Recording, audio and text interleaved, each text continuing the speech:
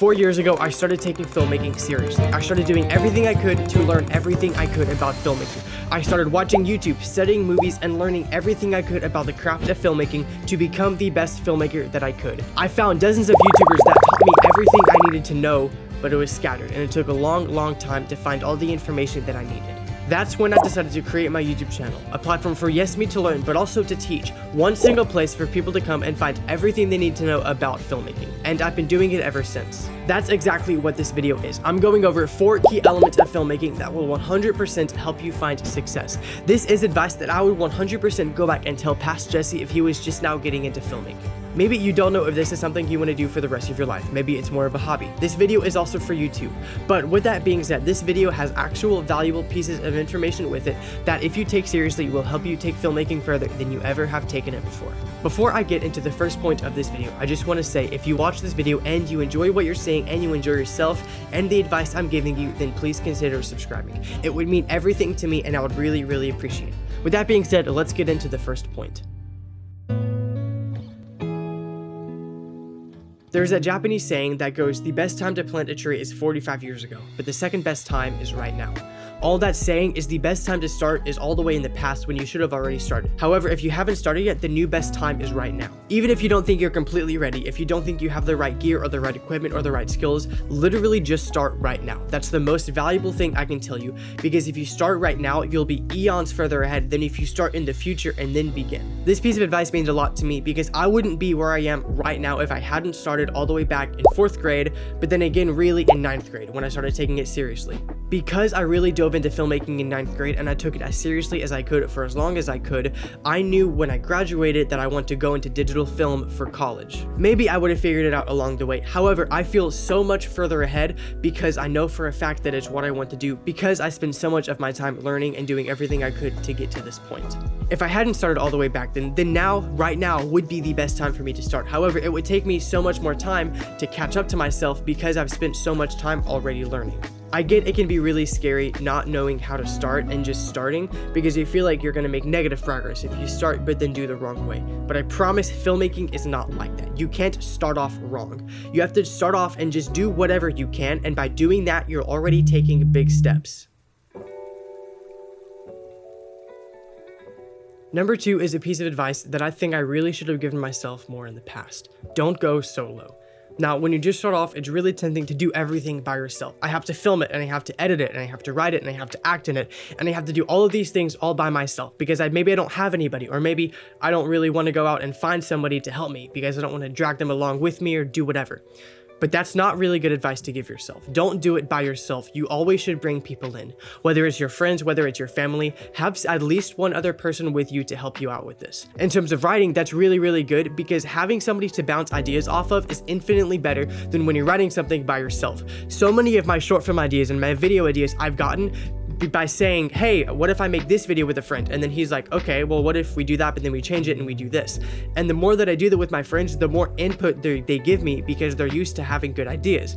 That's really cool. The fact that I can lean on my friends and I know that they will give me good advice in return. That takes time. However, starting now, kind of tying into the first piece of advice, starting now by building a team or building a group of people to do filmmaking with will make it so much more fun as well. Because doing filmmaking with your friends literally just feels like hanging out doing the hobby that you love, where when you do it by yourself, you're too busy to enjoy it. I get obviously when you first start off, you might have to do it alone. You might not have anybody. However, maybe when you make your first video and it goes pretty well, you can show that to your friends and say, hey, I just kind of made this. Do any of you guys want to help me? And then hopefully you'll get somebody else to help you. Now, when I first started off, I had like a bajillion siblings. So I got to use all of my siblings to be in the video. That way it wasn't just me in it. I actually made a deal with my sister where I gave her my Kindle and then she had to be in every single one of my videos for the rest of her life.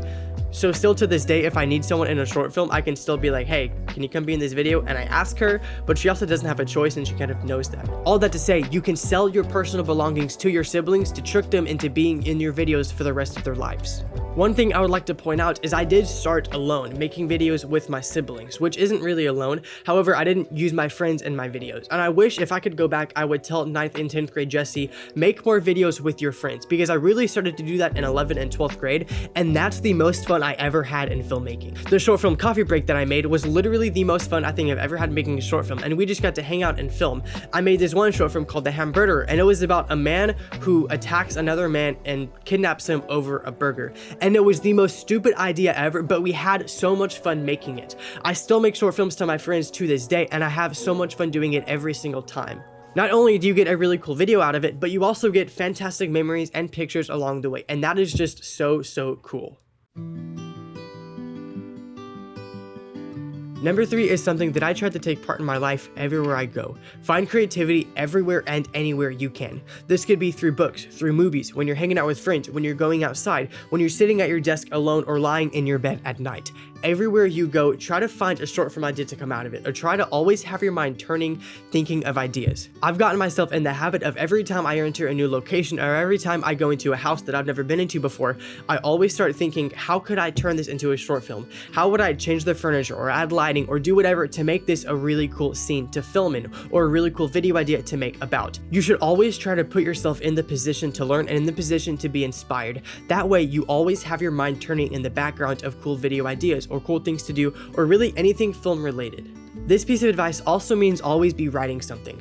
I have in my notes a list of short film ideas and a list of video ideas and different shots that I want to do, all of which I'm always adding on to and I'm always changing. I'm always writing several short films at a time because I may not be inspired to write this one and I may lose creativity. However, when I stop writing this one, then I can focus on this one. And going back and forth can sometimes be really helpful in keeping your creativity. Obviously, you're not always going to be inspired. People lose creativity and you lose motivation all the time. That just happens. But putting yourself in the position to be inspired is the first step to get yourself out of not feeling creative. Think about it this way. If you spend 12 hours a day lying in bed, your short film ideas are probably going to be a kid lies in bed and gets sick, or a kid is lying in bed because his dad has gone off to the store, or a kid is lying in bed, because all of your ideas are going to be centered around that because that's what you're doing and that's what you're feeding your brain. Now imagine your name is Johnny and you're on the track team and you paint and you go outside and you sculpt and you do all these different things. Your short film ideas and your video ideas are going to be infinitely more creative than poor little Timmy's over there when he's just lying in bed. That's because Johnny is filling himself with all these different ideas and all these different places,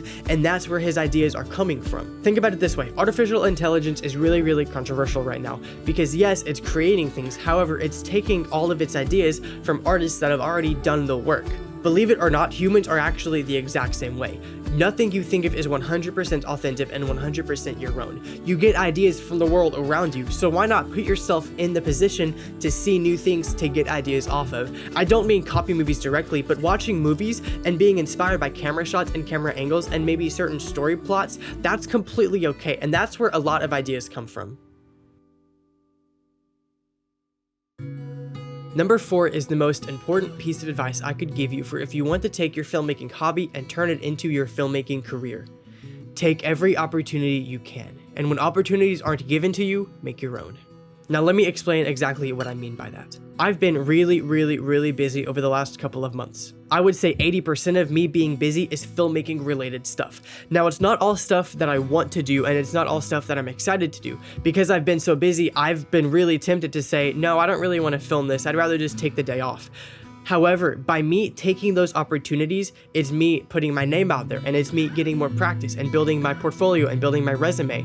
Because I'm taking these opportunities of filmmaking, it's giving me more experience to become a better filmmaker. Therefore, making it even more likely that I'll be able to turn this filmmaking hobby and passion into my career, which I'm already starting to do. I've been blessed enough to get opportunities to shoot Mardi Gras and to shoot several weddings and to shoot a documentary and work for the mobile film office and do all of these things. And I've been tempted to turn down some of these opportunities. And I'm not saying you need to take all these opportunities to where you don't have enough time to eat or drink or sleep.